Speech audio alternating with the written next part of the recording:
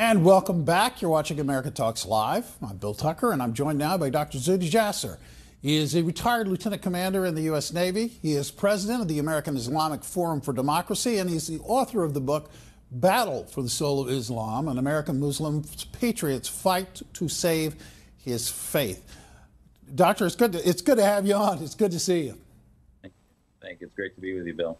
My first thought this morning was you need to be careful what you wish for, and certainly be careful what you encourage in terms of growth, because Iran is not even immune to its own beliefs and acts of terror. Today we had 12 people killed, another 42 wounded in attacks in Iran, the National Parliament, and at the mausoleum of the Ayatollah Khomeini.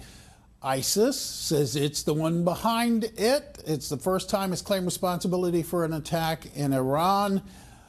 Are you surprised? Are you shocked, dismayed, or all of the above? Well, I have to tell you, obviously we shouldn't be surprised. The battle in Syria has always been one between the radical Sunni elements versus Assad and the radical Shia elements of Hezbollah and Iranian Republican Guard, with 30,000 of Iranian troops fighting in Syria. So it was sort of a matter of time. But really more interesting here, Bill, is the why and the how, because it's not just about attacking Iran. Iran is probably the most difficult target on the planet for ISIS. They don't mix into Iran very well. Those are Farsi Persian speakers. They are not Arabs. So Sunni Arabs in Tehran targeting a most symbolic target of the mausoleum of Khomeini and also the parliament, which are probably one of the most guarded areas, tells you, I think, a couple things. Now, this is conjecture, but obviously they may have infiltrated some of the Assad or Hezbollah troops that may be going back and forth or in Iraq.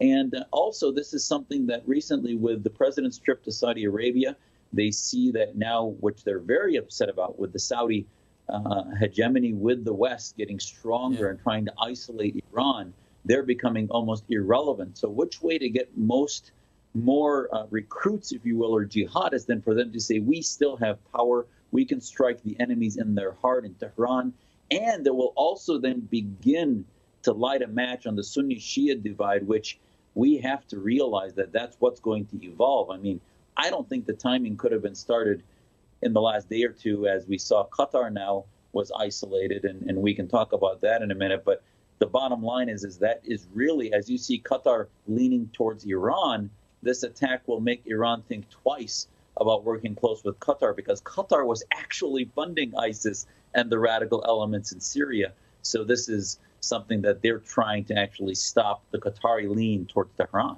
Yeah, well, you know, if you foment violence, you foment terror, and you live by the sword, you are going to find yourself dying by the sword. There's nothing particularly mystical about that. That's just a practical fact. So I'm not surprised you brought up the issue of Qatar, but and I find what is interesting here is that they are being called out for providing money, paying about $1 billion to Iranian officials and some of the military for the release of hostages. Please make a distinction between what they're accused of doing and what President Obama did when he paid $1.5 billion for the release of our hostages. Is there any difference? Practically, for empowering the Iranians to feel that the world is not only not holding them accountable for their spread of terror on the world, but actually helping them, there is no difference. Right. Now, the Obama administration will tell you that we were simply returning money that was held over decades, et cetera, versus the Qataris actually simply handing them money. Remember, some of the communications we had with Gitmo prisoners and others, Qatar has been an avenue into Afghanistan, into Iran and others. So Qatar has, I think its isolation is a good thing, but it is a bit hypocritical to see the Saudis complaining about Qatar funding the Brotherhood and radicalization in Syria. They were also radicalizing them with Wahhabi doctrine, right, versus Islamist Brotherhood doctrine, which is two flavors of the same poison.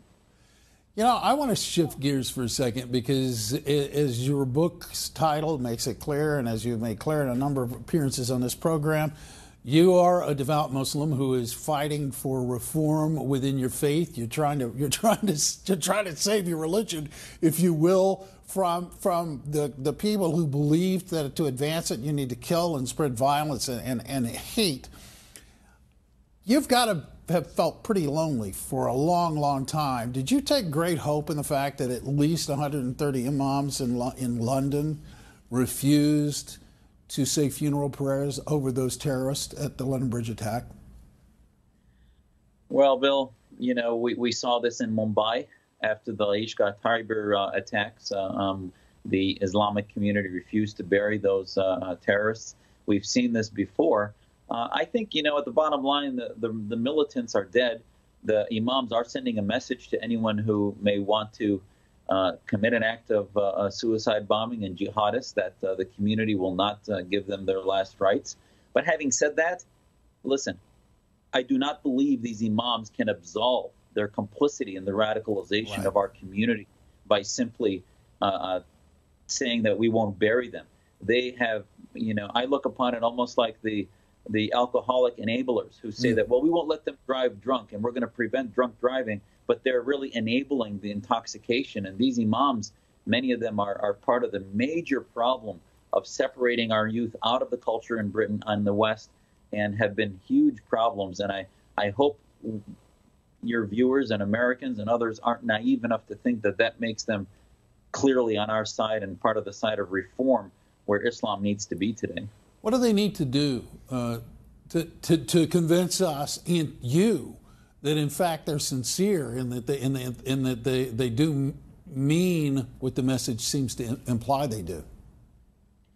What they need to do is to stop simply looking at the symptom of terrorism, which is violence, but to begin to advocate. Remember, Islamism is a theopolitical movement that wants to evangelically push its political supremacist Sharia ideas of Islamic law into the West, into a caliphate, seeks global hegemony. Right. The only way to counter that is not to counter its techniques, but to similarly, we in the West need to evangelize liberty. We need to spread the ideas of freedom and loyalty to the countries that protect us. Zuhdi, I agree, but what do you say to the people who say it is inherent within Islam, it is inherent that it be dominant? We got not much time left, but a quick answer would be helpful. Well, I think to those who say that, I would tell them that this is the battle of our time. It might be inherent of the Islam of the establishment leaders, the imams, the governments, but I don't believe the Green Revolution in Iran, the millions that went to the streets in Cairo who reject Islamism believe that it's inherent in their Islam. We just need to take sides within the House of Islam with the secularists, the liberal thinkers, and the reformers against the establishment, which is 90+% Islamist. Well, from your mouth to those ears that need to hear it, thank you so much for being on, Dr. Zuhdi Jasser. Appreciate it. Always good to see you, sir.